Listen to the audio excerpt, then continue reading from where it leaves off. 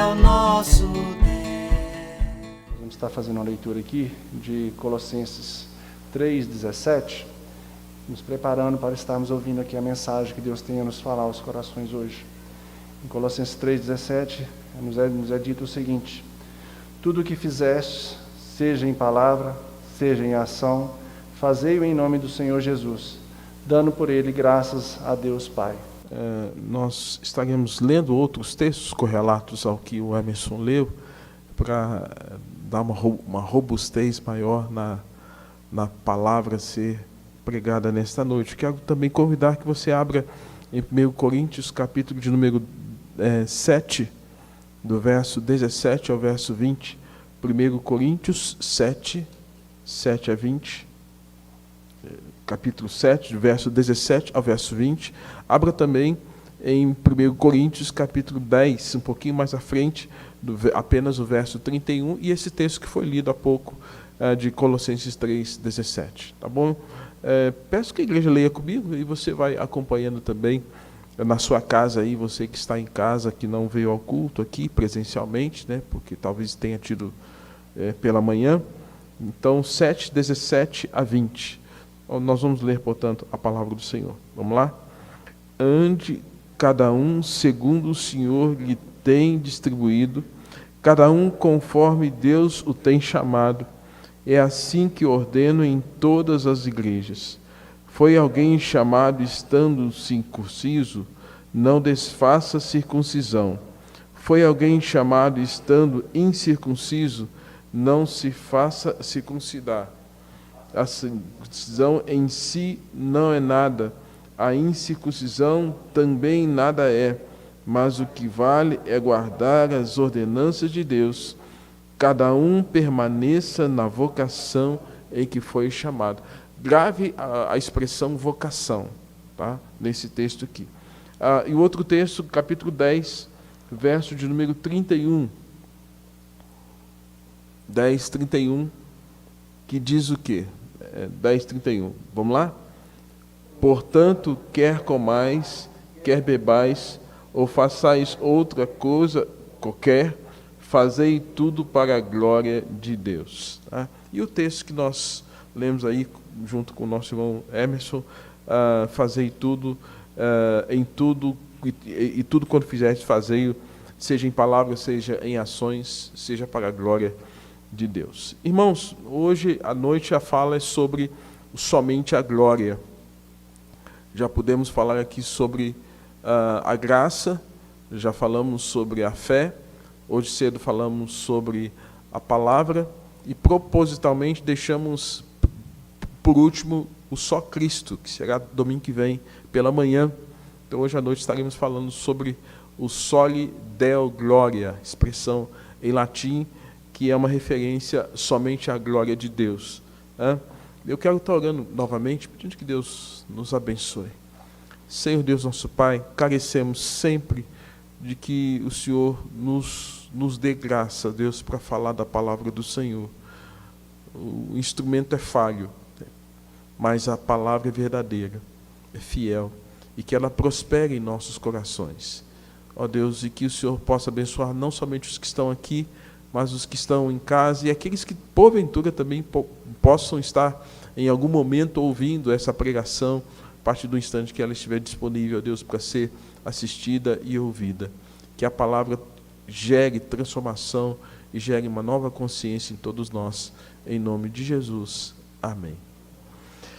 Irmãos, somente a glória de Deus, né? Lembrando que nós estamos na semana da reforma, os 5 pilares que são estabelecidos aí pelos reformadores. Primeiro pilar, que a gente pode entender, só a graça, só a fé, né? Só a Escritura, hoje só a glória de Deus, e semana que vem só Cristo, né? Importante, irmãos, a gente entender que são fundamentos teológicos ou fundamentos bíblicos que alicerçam a nossa fé, alicerçam a igreja cristã que busca fidelidade em relação à palavra de Deus. Toda igreja que busca essa fidelidade, ela precisa estar fincando as suas estacas nesses pilares, né? em cima disso, é um sólido fundamento pelo qual nós podemos aqui encontrar nas Escrituras Sagradas, né? E nesse aspecto, irmãos, nós poderíamos pensar o seguinte: esse somente a glória é uma alusão ao fato de que a nossa existência, a sua existência, ela precisa acontecer para exaltar o nome do nosso Deus. A sua vida, a minha vida, ela tem um plano, ela tem um propósito.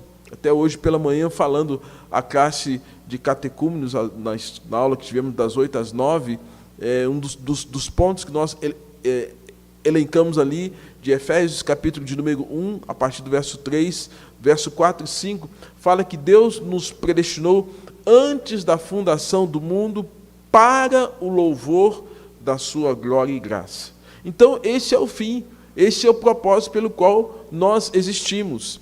E se alguém vive sem estar debaixo dessa direção, sem entender esse propósito, vai viver de maneira inadequada, vai viver de maneira infeliz, não vai viver com a razão definida pela própria palavra. É por isso que quando alguém não encontra esse propósito, quando alguém não conhece isso, ele vai fazer qualquer coisa menos aquilo que agrada o Senhor. E já que muitos de nós já encontrou esse propósito, a razão dessa existência, cada vez mais que nós solidificarmos acerca disso, vai fundamentar cada vez mais a nossa fé e vai dar robustez à nossa fé, de tal forma que nós vamos poder comunicar a outras pessoas, porque Pedro fala que nós precisamos estar sempre atentos para responder a todo aquele que pedir a razão da esperança que é em nós. Por que você existe? Eu existo, não sei por quê. Eu disse hoje cedo que eu perguntei para uma senhora, quando eu fui evangelizá-la lá em Juiz de Fora, se ela sabia o que iria acontecer acerca da vida após a morte. Eu disse: eu acho que eu vou virar flor. E, lamentavelmente, tem muita gente que acha que vai virar flor, né? Muita gente que acha que a vida é só isso aqui e acabou. É porque não encontrou o quê? Propósito. Não sabe por que existe, né? Eu saí de casa há pouco, agora a minha filha falou: pai, morreu o personagem que faz o Louro José. Não sei se é fake news, mas fui informado disso, que é aquele que faz com a Ana Maria Braga. Quer dizer, estava vivo e foi encontrado morto hoje, né? Então, quer dizer, a nossa vida é um fio. E se ele não tinha um senso de propósito da sua existência, para onde foi a partir do instante que há essa separação do corpo e da alma? O corpo é perecível, a alma é eterna. Ou ela vai para Deus ou não vai, né? Então, é nesse sentido que nós temos que entender acerca desse somente a glória, acerca de tudo quanto nós somos a fazer. Os 3 textos que nós lemos aqui vão trazer para nós a instrução, né, poderosa, importantíssima. Começo falando sobre o texto do capítulo 7, quando nós temos aqui o apóstolo Paulo se dirigindo à igreja de Corinto e falando, na verdade, falando sobre casamento. Mas a Bíblia é um livro tão poderoso que, a despeito de estar falando de casamento, ela vai nos confrontar diante de outras realidades. Aí, o comentário de Martim Lutero sobre esse texto, juntamente com Calvino, é falar que esse texto não está apenas correlacionado ao casamento, alguém estando apto ou não para o casamento, sendo vocacionado para estar casado ou não, mas que cada indivíduo tenha um senso de vocação. O que é a vocação? Sentido de existência. Para que eu fui chamado? Qual o propósito da minha existência? Então, vai muito além da compreensão de que alguém possa ter, de que eu estou sendo chamado para o casamento ou não. Eu confesso que foi esse texto que foi como um martelo que bate na bigorna, ou como uma goteira que gotejava na minha mente o tempo todo quando eu estava na Siderúrgica Mendes Júnior, e ali durante 3 anos, e esse texto dizendo para mim, cada um permaneça na vocação que foi chamado. E eu lutei com esse texto durante 6 anos. Porque eu entrava na usina e tinha lá todo um aparato de tecnologia, de salário, de possibilidades, mas esse texto batia na minha mente, me confrontando, porque, embora falasse de casamento, eu sempre ficava perguntando, Senhor, qual o chamado que o Senhor tem para a minha vida? Dos meus 17 anos em diante, esse texto foi como essa goteira que me incomodava. E a palavra, quando incomoda, é porque Deus quer falar alguma coisa com a gente naquilo. E Deus, de fato, confirmou o fato de que eu tinha que tomar aquela decisão de, pela fé, agir de tal forma a responder ao chamado de Deus. Então, esse texto aqui, ele está falando dessa vocação. O segundo texto que nós lemos aqui, está falando acerca da dimensão do que acontece conosco, dessa dimensão em tudo quanto fizerdes, seja por meio de palavra, a questão da verbalização, a questão do logos, né, do tratado, do estudo, né, seja em palavras, seja em ações, tudo isso deve ser feito para a glória de Deus. E o terceiro texto, falando o seguinte, quer comais, quer bebais, ou façais qualquer outra coisa, seja isso também para a glória de Deus.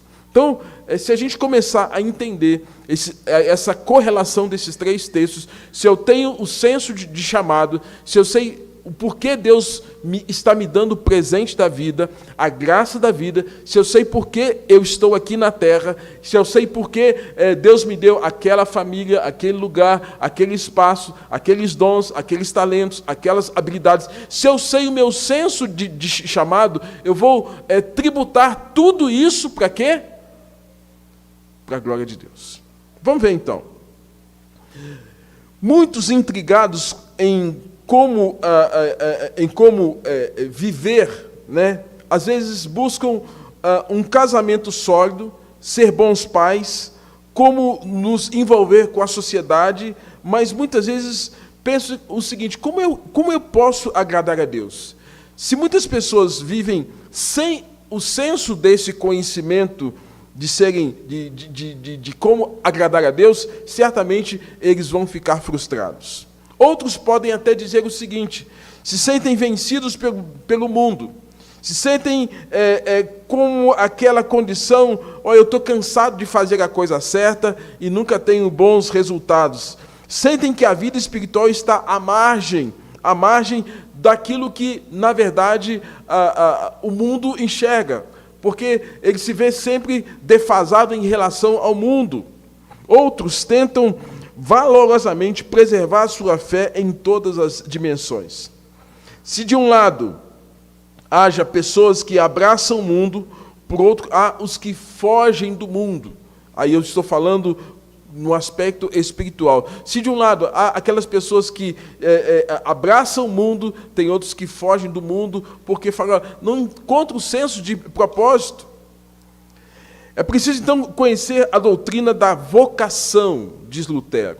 Lutero fala, então, que nós precisamos entender o que é vocação. A doutrina da vocação tem a ver com a providência de Deus, com a forma como Ele governa e cuida da sua criação. A vocação está no cerne da ética, é o local onde se desenvolvem as obras que são frutos da fé, ou seja, resultado do meu chamado. Deus te deu a salvação. Para quê? Por isso que eu brinco que muitas pessoas que não têm o senso de vocação, eles são crentes de 3 S's. Eu brinco que são crentes de 3 S's porque são salvos, assentados e sossegados. Eles não sabem por que Deus os salvou. Sabem que Deus salvou, mas para quê? Qual o senso de propósito? Então, irmãos, é nesse sentido que ele quer mostrar o seguinte, Lutero quer mostrar que a vocação está no cerne da ética, é o local onde se desenvolve as obras que são frutos da minha fé. Aquilo que eu vivo, aquilo que eu faço como resultado da minha fé, uma vez que a fé que eu tenho é para que eu seja justificado diante de Deus. E aí Paulo vai dizer que nós somos criados para as boas obras. Que obras são essas? É o que vai acontecer na minha vida a partir da consciência dessa vocação, a partir da consciência desse chamado de Deus, a partir da consciência de que eu agora pertenço a essa família da fé e que nessa família da fé eu vou exercer algum tipo de habilidade, de talento, de ações. E agora eu tendo a minha família pessoalmente, eu também vou exercer habilidades, talentos. Como eu lido com essas questões, desde as domésticas, eclesiásticas e a sociedade? Senso de vocação. A vocação, então, direciona a vida cotidiana. Então, o que esses textos têm a nos ensinar? Paulo fala, quer comais, quer bebais, quer façais qualquer outra coisa, fazei-o para a glória de Deus. Primeiro, esse texto nos ensina sobre o exercício de direitos e liberdades, nunca mais importantes que a glória divina. Se comer e beber vai trazer prejuízo para a glória de Deus em algum nível, eu devo me privar do comer e do beber para que, de alguma forma, a glória de Deus seja manifestada. Agora, se eu comer, tem que ser para a glória. Se eu beber, tem que ser para a glória. O não comer e o não beber tem que ser para a glória de Deus. Então, tudo quanto fizermos, quando a glória, a honra de Deus está em jogo, em questão, então até o comer e o beber precisa considerar o viver cristão. Uma coisa simples, nós comemos por quê? Comemos porque precisamos alimentar o corpo, princípio fundamental para nutrir o corpo. Então, pois até na busca de suprir nossas necessidades biológicas, Deus tem que ser glorificado. Deus quer ser glorificado, inclusive no ato de comer e beber. Segundo o texto, Colossenses 3,17, vai dizer, tudo quanto fizerdes, seja por meio de palavras ou ações, fazei-o em nome do Senhor. Isso significa minhas ações, suas ações, minhas palavras, suas palavras. De modo geral, tudo quanto fizermos, seja isso para a glória do Senhor. O alvo, ações, palavras e tudo mais deve convergir para a exaltação do nome do nosso Deus. A glória, a honra, a exaltação, a elevação, o mais alto respeito, a mais alta reverência, seja tudo isso para a glória de Deus. E a gente começa a analisar isso, irmãos, e se tivermos um entendimento, de fato, daquilo que a palavra nos ensina, nós vamos começar a considerar que nós podemos estar fazendo muitas coisas no dia a dia que não tributa a glória a Deus. Muitas coisas que fazemos, muitas coisas que pensamos, muitas coisas que nós realizamos, que nós, no nosso agir, se manifesta, não corrobora para a glorificação do nome do nosso Deus. Lutero, lá atrás, quando levantado por Deus para ser o porta-voz do movimento da reforma, ele quer exatamente trazer essa consciência, porque até então, tudo que era feito, na verdade, era buscando a glória própria, porque a salvação era pelas obras, e ao mesmo tempo tributando à igreja um poder que ela não tinha. Porque a igreja passou a ter essa atitude de querer tomar para si o poder de levar alguém aos céus ou ao inferno, através das bulas papais. Então, toda uma vida era direcionada para agradar a igreja, e não para agradar a Deus. E aí, irmãos, também fica uma pergunta, será que nós muitas vezes não ficamos encantados pelo catolicismo medieval, que nós fazemos ou pensamos e agimos de tal forma que o nosso desejo é agradar aos homens e não a Deus? Porque essa era a grande questão que Martim Lutero estava relutando naquele contexto. E depois que há essa transformação da mente e do coração de Lutero, a proposição dele, dos reformadores, é essa. Não, a glória não é para homens, a honra não é aos homens, e nem a si mesmo. A glória é tão somente a Deus. Por isso, irmãos, esse princípio, esse pilar, somente a glória, precisa ser reavaliado nos dias de hoje. Quando se fala muito de humanismo, o que é o humanismo? O humanismo é uma filosofia, um princípio filosófico. E nós temos muitos filósofos humanistas.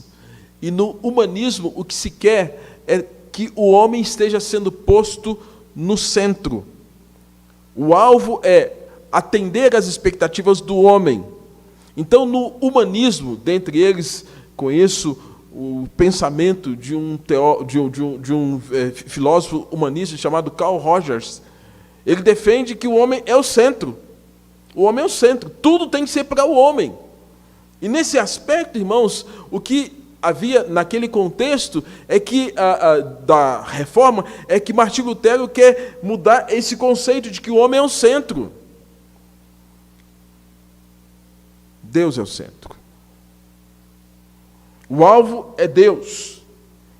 E é por isso que o último texto que cito aqui, de 1 Coríntios capítulo 7, no verso 20, ele vai nos apresentar: cada um permaneça na vocação que foi chamado.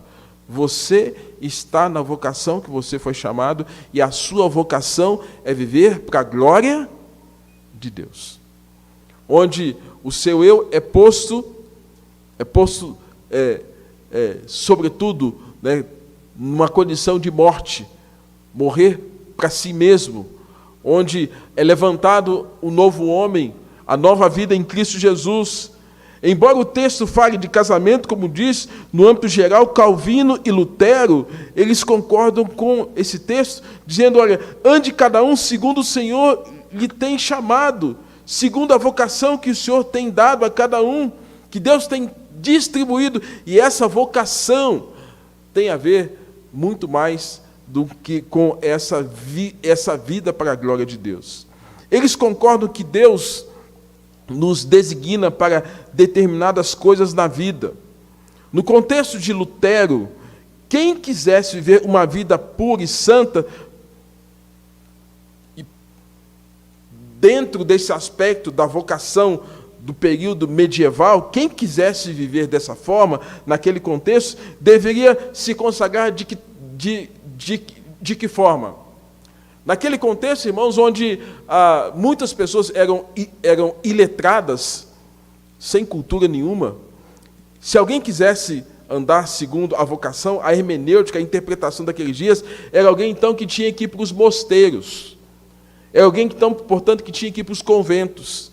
Então, eles achavam que estar vocacionado era ir para um mosteiro e ali viver uma espiritualidade em clausura, uma espiritualidade atrás dos muros, uma espiritualidade atrás das paredes, uma espiritualidade concentrada em um grupo seleto de pessoas que receberiam toda uma instrução e que, por receberem essa instrução, agora seriam essas pessoas que estariam capacitadas para viver a vida. Louvado seja Deus, porque a reforma mudou esse conceito e mudou esse entendimento. Lutero, então, vai definir que a verdadeira vocação, ela acontece da seguinte forma: ela acontece fora dos muros. Significa, irmãos, que a nossa grande vocação, se a gente pensar aplicando aquilo que Lutero falou, ela mais do que tudo está atrelada ao fato de estarmos vivendo essa vocação fora das quatro paredes da igreja. Aí tudo quanto fizerdes. A gente faz tudo dentro da igreja? A gente não faz tudo aqui dentro, não é? A gente não faz tudo aqui dentro. A gente tem 1h30, 1h40, às vezes menos que isso, dependendo da reunião. Nós não fazemos tudo aqui. E o que ele quer mostrar é tudo quanto fizermos, aqui e fora, no contexto de um espaço fechado ou de um espaço aberto, tudo quanto fizermos, seja isso para a glória de Deus. Lutero, então, define a verdadeira vocação da seguinte forma. Ele diz: a fé traz a ti e dá a Cristo como tua possessão, com tudo o que ele possui. Ou seja, a fé nos traz a Cristo, com tudo que Cristo possui.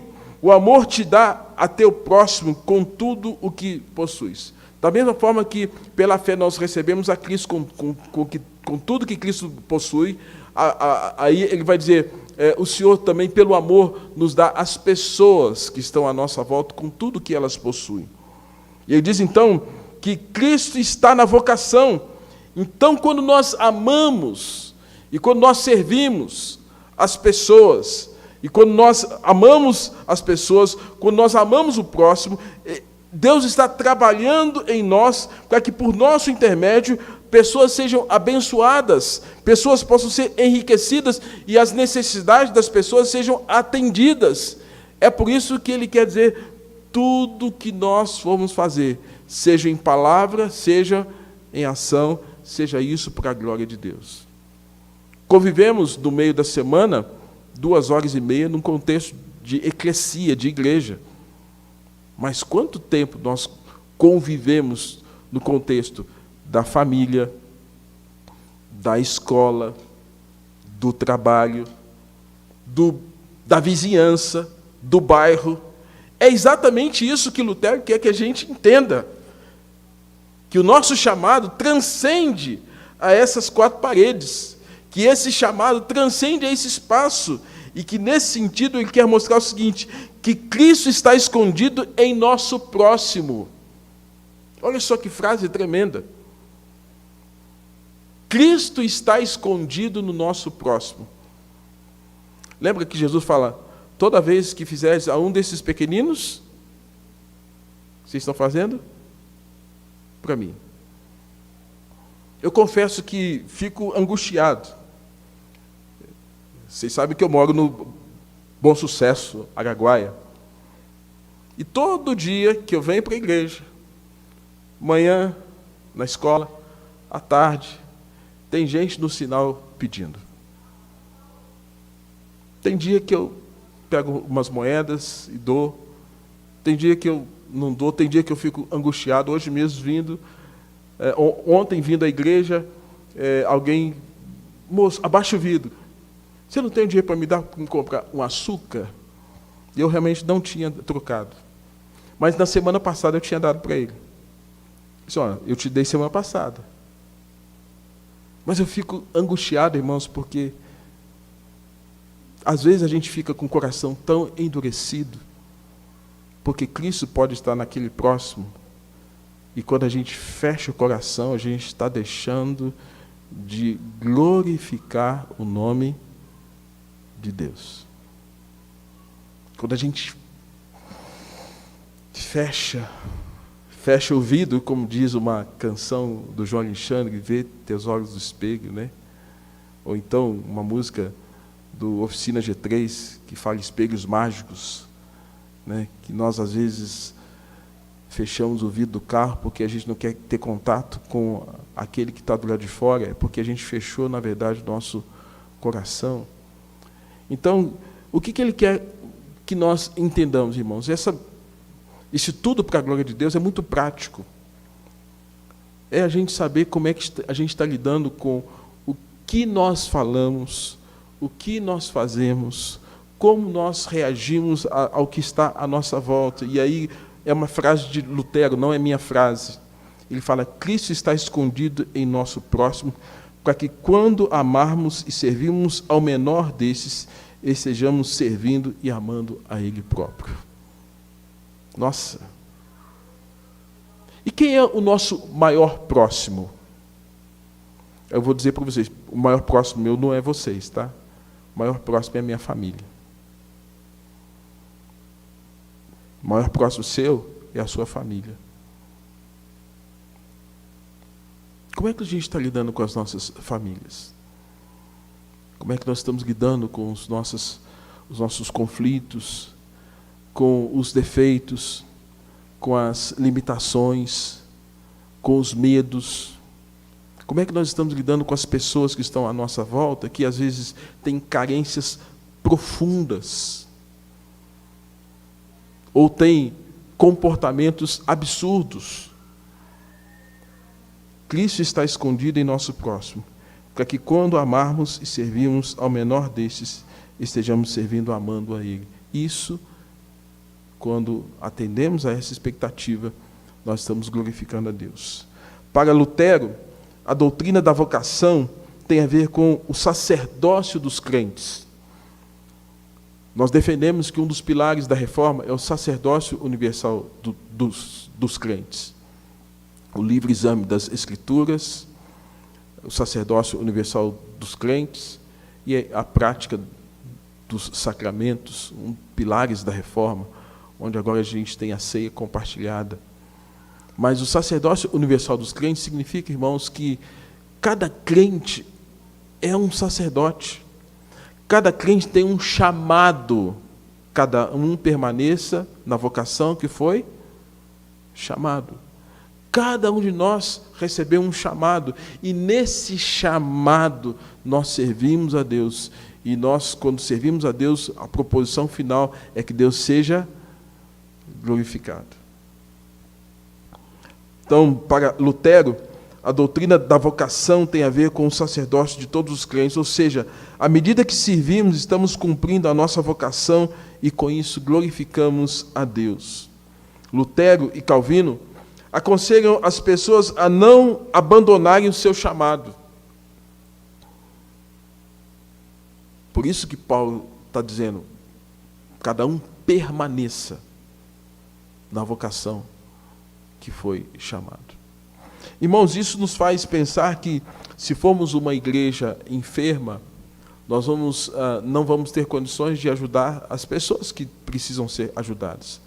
Mas se formos uma igreja saudável, se formos crentes saudáveis, nós poderemos estender as mãos e, tal qual ele diz, conseguir enxergar Cristo escondido num parente, Cristo escondido em um filho rebelde, Cristo escondido em alguém.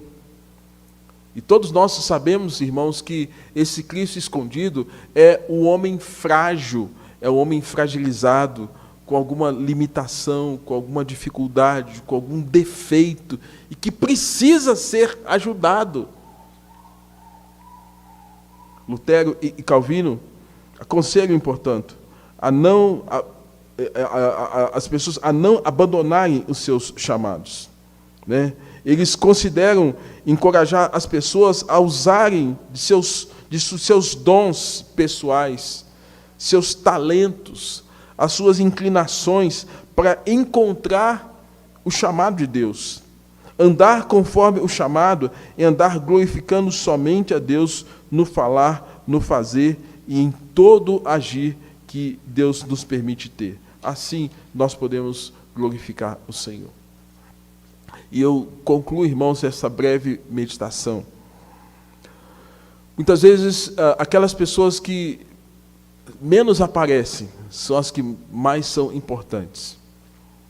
Quando a Bíblia vai falar sobre dons espirituais nas Escrituras, mostrando que parece que alguns membros do corpo são mais nobres do que outros, mas, na verdade, todos fazem parte de um mesmo corpo, todos são membros de um mesmo corpo. A Bíblia quer nos ensinar que não há membro menos importante no corpo. E se não há membro menos importante, todos, à medida que estão saudáveis, vão cumprir a sua função. E, amados, o grande propósito que Deus tem para a sua igreja, para o seu povo, é que sejamos uma igreja gloriosa.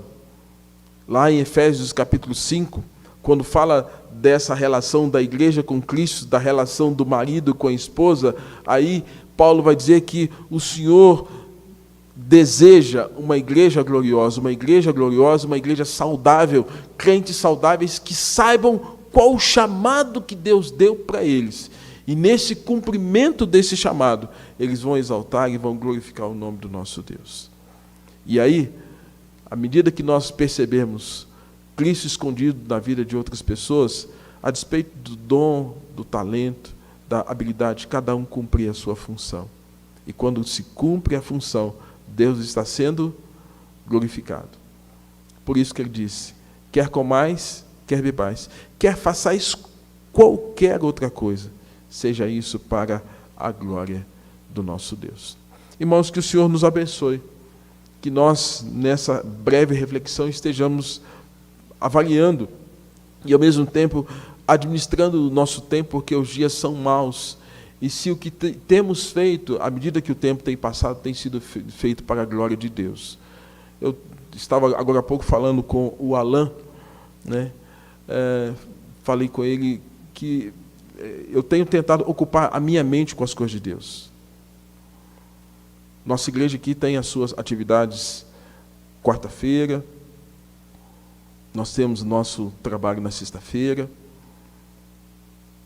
nós estamos um pouco restritos em relação às visitações, mais específicas por conta da pandemia, mas eu tenho tentado ficar com a minha mente ligada na palavra. Se você me vê na segunda-feira, amanhã cedo, 7h pouco da manhã, eu estou dando uma palavra. Quarta-feira, pela manhã, estou dando uma palavra. Gente, não tem culto aqui, eu estou ligado na palavra. Porque eu entendo, irmãos, que a nossa vida é para a glória de Deus. E a gente não pode perder tempo, porque os dias são maus. Então, tudo que nós formos fazer, no trabalho, na família, fazer uma comida, fazer um alimento bem feito, fazer aquilo que é da sua competência, fazer bem feito. E fala, estou fazendo isso para servir o meu Deus. Eu vou dar para as pessoas, eu vou ajudar pessoas, mas estou fazendo para a glória de Deus. Isso, irmãos, é esse ponto que os reformadores elencaram. Só lhe deu glória. Tudo quanto fizeres, fazei para a glória de Deus. Porque quando a gente faz para a nossa glória, é vanglória. É glória para si. Nada do que for para nós vai agradar o Senhor.